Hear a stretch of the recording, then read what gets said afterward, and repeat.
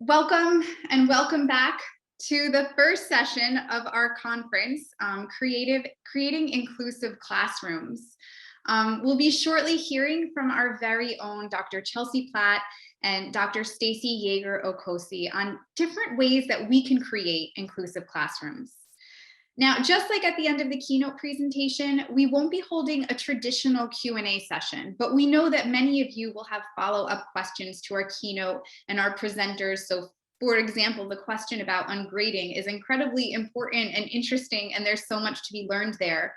And we'd like to give you an opportunity to have those questions really thoughtfully answered. So please feel free to send questions to innovate@park.edu. And what we can't answer here today, what we don't have the space to discuss, we will compile and address for you in the weeks following the conference, sorry. Certainly, we hope this is a starting point for an ongoing conversation. And we'll work to make sure that we can provide you as thoughtful answers as we can to what might come up during the presentations today. But for now, I would like to turn it over to Dr. Chelsea Platt, who will be sharing with us first. Thank you so much, Chelsea, for being with us here today. Yeah, thank you, Erica, and thank you all for joining this conference. It was a very exciting keynote address, so I hope we can continue these conversations and build from here.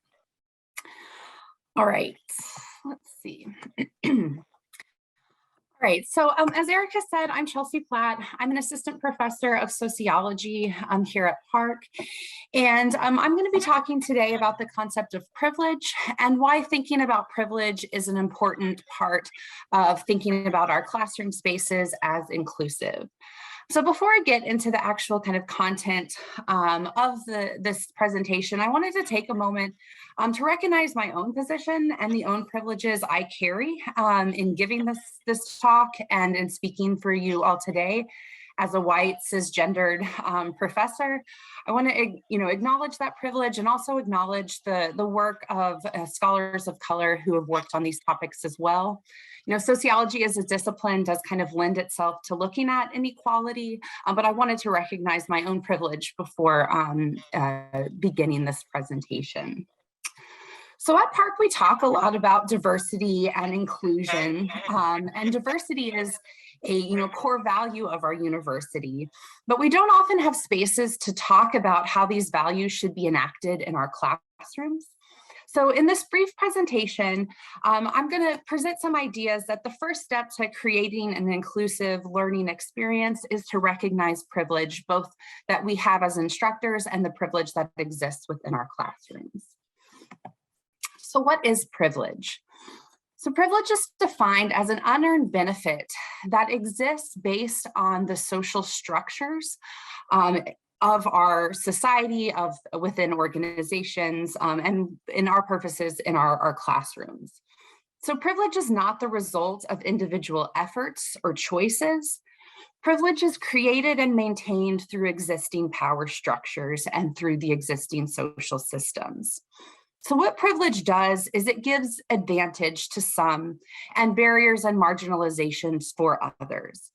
So we can think about privilege as kind of these unearned assets or these unearned tools that some have based on the positions that they have in society. So based on how they're located within these systems of power, they might have ease of action, ease of choice, ease of navigating our social worlds, and ease for our purposes of navigating our classrooms. Privilege operates to maintain the status quo and kind of reproduce the existing inequalities and reinforces kind of the power and domination that exists within society. When I talk about privilege to my students, one example I like to kind of give is when we think about privilege, one way to think about this in an applied way is we can think about who are our systems, our policies, our physical spaces, who are these designed with in mind. So when we think about privilege, who is being given these advantages, or who are our policies or spaces designed for? So one example that has recently kind of come up here within the park community is when we think about how physical spaces are designed. At the Parkville campus, a new building was just completed this last year, and one of the rooms was designed to be a student kind of gathering space. And the furniture that was put in this room was a table very similar to the image on the screen. It was a bar height, counter height table. So this is an example of how privilege kind of gets embedded within structures and within systems. Not every person, not every student is going to have the ability to literally sit at this table, right? So when this space was designed, it was designed with an able-bodied person in mind, right? So this is an example of how we can see kind of privilege being embedded in systems and operating within different structures and spaces. So why is this important? Why is privilege something that we need to think about as a university and as instructors? Well, first and foremost, it's important to recognize that our classrooms are not neutral spaces. Our classrooms are spaces embedded with power. And as instructors, we can either reproduce these power hierarchies or we can disrupt them. So to be inclusive instructors, I think it's important to kind of recognize these power dynamics that are present within our classrooms, within the roles of instructor and student, but also, you know, kind of like Dr. Addy was saying, and knowing our students, what are their identities, what are their unique social locations that they're bringing to the classroom, and how do those dynamics around power and privilege, how are they being brought into the classroom spaces as well? So as instructors, it's important to recognize both our positions of power and privilege and also how privilege operates within the classroom. One way privilege gets reproduced is thinking about the traditional ways of doing things, sometimes that we think is the things that are just the right way or the common way. This is how privilege can get reproduced without us even noticing or being aware that we're doing these things. So what I'm going to kind of walk us through is in the next slides is thinking about how we can try to understand and see privilege in our classroom and how we can maybe disrupt some of those traditional ways of doing things that might be reproducing privilege. All right. So privilege impacts the classroom in a number of ways. So the privilege and the identity of the instructor, that can have an impact on the classroom. So recognizing your own positionality, your own identity as the instructor is an important thing to consider. Then taking that to the next step, the instructor's identity and the instructor's privilege can also impact the students, the student learning. We'll go over a couple examples of that. And the final kind of piece, again, is to kind of recognize student identities and students' social locations as well. So as an instructor, it's important to think about what privilege you may be bringing to the classroom. So how does your race, gender, physical ability, perhaps age, shape the way students perceive your authority, your intelligence? Maybe what privileges or barriers does your identity bring to the classroom as well? How do your own abilities and language maybe provide an ease of workload or create standards of timelines in grading? How might your privileges impact that? When we think about the impact of instructors' identity on students, a lot of this can come into how we design and think about our classes. So what voices and experiences are we representing in our readings and our assignments, in activities that we construct? So this can be what authors were assigning in our syllabi, but also kind of what examples we bring, right? What stories and narratives are we telling in our class? Is it reproducing kind of dominant ideas of powerful or whose voices matter? Oftentimes when we have a a faculty body that is less diverse than our student body, that kind of privilege that the faculty bring has an impact on, kind of student learning. Another kind of common thing that can happen, particularly for marginalized students in the classroom, is for instructors to, with the hopes of trying to capture experience or capture that diversity, oftentimes marginalized students are asked to speak for their entire group, right? So what is it like to be X identity in society? That can kind of further reproduce these kind of hierarchies of power, and often uses that experience of the student as a teachable moment for those who have more privilege. So thinking about how we maybe design online discussion questions that rely on experience. How is that going to impact a student who maybe has, marginalization around gender or class or race? And finally, when we're thinking about who our students are, what privileges our students may have, what disadvantages our students may have, it's important to kind of think about who our student is when we design our class, right? So who are we envisioning when we create our class, when we develop our class policies? When we envision assignments, what are we assuming our students can do and who they are? So when we think about things about what our textbooks we're assigning, not just whose voices are included in them, but are we expecting our student to be able to buy that textbook week one? We know many of our students have financial barriers to be able to do that. How can we design our class and think about policies that meet our students where they are and don't kind of reproduce those systems of power and privilege? So a few kind of takeaways, and many of these will be echoed in other presentations as well, and echoing what Dr. Addy already said. But I think the first steps are, trying to educate yourself, recognize your own identity, try to hold yourself accountable, while at the same time know that you're going to make mistakes. When you give an example in class and realize that that was really reliant on, a certain kind of class knowledge or regional knowledge, acknowledge that that wasn't something that was as inclusive. Acknowledge your mistakes, and be open with that with your students.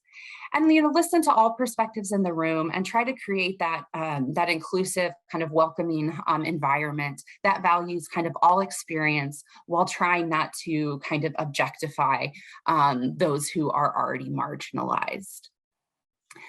So I hope that this has given a kind of brief introduction to what privilege is and why it's important for us to think about in our classrooms. Here's a list of some sources and further resources to help you think through these ideas. Thank you all so much. Thank you so much, Chelsea. And just so everyone knows, all the presentations and the recordings will be available on our website. So if there's a moment during a presentation that really sparks your interest, or you see a source that you're like, gosh, what was that? I'd love to dive into that deeper. That'll all be available for you on our website to sort of read at a slower pace. So at this moment, I'd love to introduce Dr. Stacy Yeager-Okosi, who will be speaking with us about creating inclusive syllabi and course materials. Thank you so much for being with us here today. Thank you. I'm so excited to talk about this topic. It is so important to think about how we interact in our classrooms and the things that really can help enhance them. So I'll be talking more about the syllabus area. Is everyone able to see my screen and slides okay? Well, great. Well, I'll be talking about removing barriers by creating an inclusive syllabus. So I am the MBA director here at Park University. And many times, if you're teaching in the MBA area, a graduate school, most of the time that syllabus is already created for you. So depending on where you may be able to input your additional thoughts and feelings. I know in the breakout session, a number of people mentioned that they weren't able to change the syllabus. So I'll also piggyback upon what Chelsea had just spoke about, how you can include those things in the general classroom and the syllabus, because it's really important to be able to capture both areas. So as we think of bias and thinking about the syllabus, I'll talk about a little bit of things that can make students feel seen and heard a little more, because we have a diverse range of students that we're teaching. So students need to feel seen and heard, and syllabus is the way that we can get that interaction started. According to education data, in the United States, the dropout rate for undergraduate college students is about 40%. Oh my goodness, right? I know that's what you're thinking, because um, freshmen tend to drop out, and 56% of students at a four-year university will drop out within 6 years. So this is a direct impact of how things are seen even at Park, and how it has an impact. So some biased behavior has been noted as a reason for students to drop out. We know that COVID was a reason, and there's some other financial barriers, but also biased behaviors in the classroom, as we think about it, can help improve students with being comfortable with that teacher and maybe encouraging them to stay rather than drop out. So this presentation will identify some of those areas that you can put into practice. So I want to challenge you by thinking, what are some common things that you see in your course materials? And maybe your course is already designed, every week is already laid out, but I just want to think about possible bias that's already in the classroom when you get it. So this is a standard picture. When you guys that this is the common thing that you see in the class materials. So I want to challenge you to think about other pictures that can be shown with different types of leaders in the front of the classroom, or think about different races that are represented, different ages, different mobilities that are represented in the classroom. So you could be thinking, well, how can I integrate this?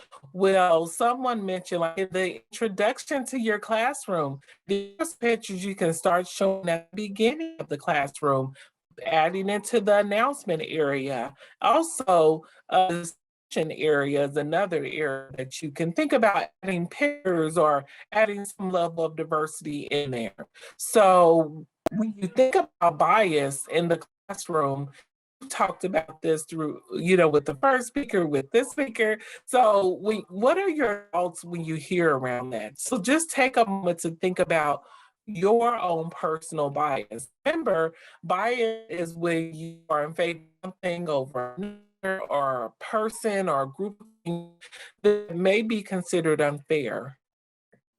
So think about what your thoughts are when you hear bias. When creating assignments, or when looking through assignments, do you consider different languages or learning style students? Um, when you think about it and reflect on it, learning styles can happen in many different ways. We heard about maybe excluding an assignment, or maybe not grading as harshly when someone writes things not exactly how you would like it. We have many international students. So when international students make a sentence, it may not be perfect. You can grasp the concept. That's something that you still want to maybe not take off points and be as harsh as the student, as long as they're getting points. Lastly, how do students perceive your course overall in the classroom? Do you take a moment to look at evaluations? Do you talk to students? You teach in person or conversations via blended modalities? Do you know how your student perceives your class? Do you think that they feel like it's fair and unbiased? So those are some things you can take into consideration, because many students will absorb negative ideologies about their language, about a sense of belonging, as well as losing a sense of confidence in the learning process, when sometimes they feel like they are being excluded for their thoughts, or they're being overly judged based upon their backgrounds. So what are some things we can do? I am so glad you asked that question. So the great thing is you can incorporate diversity, as I mentioned, into the announcements, into the syllabus at the beginning of the course. I'm also a strong advocate in videos. When they see us in video, if you're not teaching a face-to-face class, then they can get your feeling, your sense, and your thoughts. And that's a great opportunity to talk about how you value ideas, thoughts, and feelings from everyone in the classroom. Suggest an article or current event to include for shared reading or group activity. And sometimes a lot of things that are going on in the world are brought into the classrooms as a discussion, as feelings, as thoughts relating to the topic. I always encourage us to have a rounded view. You know, many times in social media, we're divided by what we look at the most, right? So Facebook, Instagram, Twitter, all of those divides on what the algorithm thought that we like looking at. So try to throw out that algorithm and encourage students to look at additional thoughts and opinions that are different than theirs. And if in person, create a welcoming environment by, again, reaffirming, this has been said throughout the presentation today, reaffirming all ideas, opinions, and thoughts are welcome, because we found that students who consider their language or their action as bad by the majority, they tend to not speak up as well as or as more than other students. Pew Research conducted a study among U.S. faculty, and they found that 70% of all college and university faculty members are white, compared to the student body who may be more diverse. So basically, that's saying that a majority of the time, students encounter a professor that does not look like them. And as we talked about bias, personal thoughts, and considerations, students also have a bias, and they may perceive an instructor based upon how they look or feel or may be biased toward them. So it's our goal as leaders of the university or college or wherever your institution is, that we are the people setting the foundation. And we want them to know that even if they come in with preconceived ideas or opinions, that is not how it truly is, and that we are open and welcoming. Lastly, allow time during the course for students to ask questions, voice concerns, give perspectives. Again, this is something that is often done either in the student surveys at the end or at the beginning, but sometimes you're able to create a new discussion in your classroom. And I usually don't give any points for this. It's just a free question, just like the introductory area, and say, hey, just give me your thoughts and perspectives. What did you learn? What would you like to see? Give me open, candid feedback that's not for any credit. Or if you want to give credit in your class for these types of things, that would be a great conversation starter, just to add a little more to the course that you've been given. So what's the impact? The impact, as we've heard throughout the day, is celebrating diversity. Be mindful of your representation in class and embrace that process so you can work with colleagues, share your thoughts and opinions or obstacles. Sometimes there are obstacles that you may face and say, you know what, I'm just not quite sure how I can help include diversity and inclusion in my classroom. So that helps when you can talk to someone or the diversity inclusion officer to increase that discussion of how you can truly implement that into the class. And then sometimes text failed to address the multiculturalism and the pictures of what you're trying to promote. So again, bring in those images, bring in the pictures where you're allowed to in your class. So how can we remove barriers? Book assignments, curriculum, should identify a variety of students in class, and look for curriculum or supplemental text that you can add to the discussion or the announcement area for additional further reading. This will allow students to be more engaged. Statistics from Pew Research also showed students who learn from others who look like them are more likely to identify with the subject matter. So if you're teaching, of course, with statistics or or counting, those can be a little tough, but we understand that. But we're talking about in general, where there's a possibility to include different races and culture groups to contribute to the subject matter that you're speaking of. And even, accounting or things that have been found in the past. We learned a lot about NASA and how various African American women had contributed to getting people to space and mathematics. So those are some things that we can again contribute and think about and consider as we're teaching the classes. Lastly, some classroom points. Students and faculty also find it more engaging when students are comfortable. So how do we make students comfortable? We encourage them to truly be present in the class, look for examples to help draw them in, get feedback. Instructors who have more diverse instances in classes really show that you value diversity. As Chelsea mentioned, although she may identify as the sex she was born with and as a person who she is, again, it's important to say that in class so students will know it's fine if you do not identify like I identify. Go ahead and make it known. It's perfectly fine in the classroom. You are embraced. Imagine how a student feels just hearing that during the first week of class and saying, okay, great, this is a place where I can feel comfortable. Encouraging words in groups of students from diverse backgrounds also allows student leaders to be among them. Statistics have also shown 20% of students do not get a chance to represent their true skills in class because of the lack of ability to show them. So how do we make sure that students who may be shy or not as confident as others, able to show their leadership skills?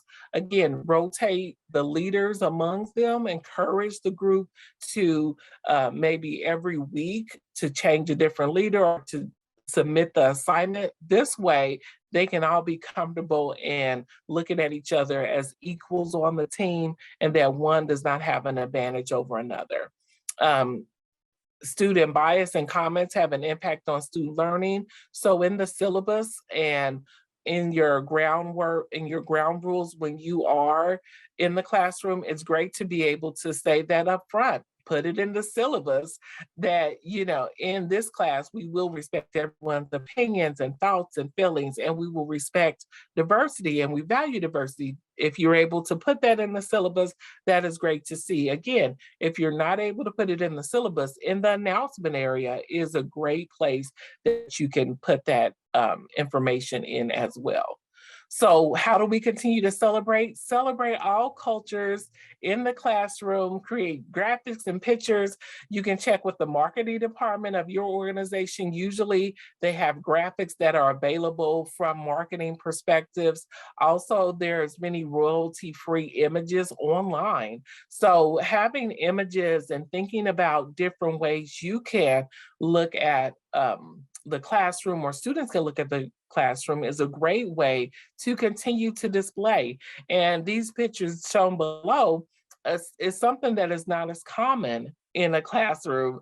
I remember when I first started teaching in the classroom here at Park University, and I was like, oh my goodness, how can I incorporate more cultures or thoughts and feelings? And so I looked through some images and said, okay, well, great. Those announcement areas, the welcoming area, when I respond to students in the online area where you really don't get that interaction face-to-face interaction, it's a great way to bring in those points. So in conclusion, 4 areas can be implemented into the classroom. 1, look for ways to include diversity announcements in the comments area, responding to students, and just look for those continual ways. If it's strictly online, if it's in the classroom, bring in additional pictures and things of that nature in the classroom real time so they can see them. Always thinking of what other sources can I incorporate into the classroom so that it can empower students to feel comfortable, they can be conscious of the diversity and the welcoming of it. And continue to look for ways to decrease your personal bias in the classroom and be open to discuss this topic. Being here today has allowed for us to open our eyes and perspectives of things that we previously did that we can take forward from here. And so continue to look for ways that you can be reaffirmed in what you're doing in the classrooms, continue to be open to ideas, and most of all, focus on the students, ask questions, encourage them to voice concerns, give their perspective on what you're teaching so you can get active, real feedback after every class. Here are some resources that you can look at further to help with building the syllabus that you like. And if you're not able to change the syllabus, looking for different perspectives on how to incorporate them into your classroom. Thank you so much for your time.